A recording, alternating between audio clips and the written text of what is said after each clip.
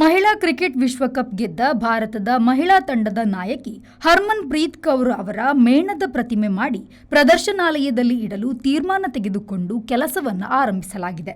Mahatma Gandhiji, Bhagat Singh, Subhash Chandra Bose, Maharana Pratap, mother Teresa, Saina Nehwal, Dhoni ಮೊದಲಾದವರ ಮೇಣದ ಪ್ರತಿಮೆಗಳ ಸಾಲಿನಲ್ಲಿ ಹರ್ಮನ್ ಪ್ರೀತ್ ಕೌರ್ ಮೇಣದ ಮೂರ್ತಿ ಕಾಣಿಸಿಕೊಳ್ಳಲಿದೆ.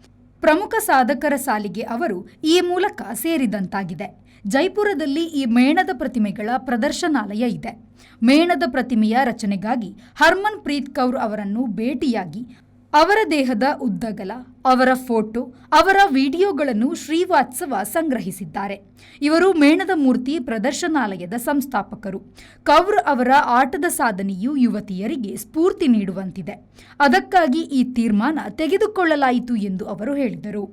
ಕೌರ್ ಅವರು ಕುಟುಂಬದವರು ಇದಕ್ಕೆ ಸಂಬಂಧಿಸಿದಂತೆ ಎಲ್ಲ ಬಗೆಯ ಸಹಕಾರ ನೀಡುವುದಾಗಿ ತಿಳಿಸಿದ್ದಾರೆ. Bureau report, V4 news, Jaipur.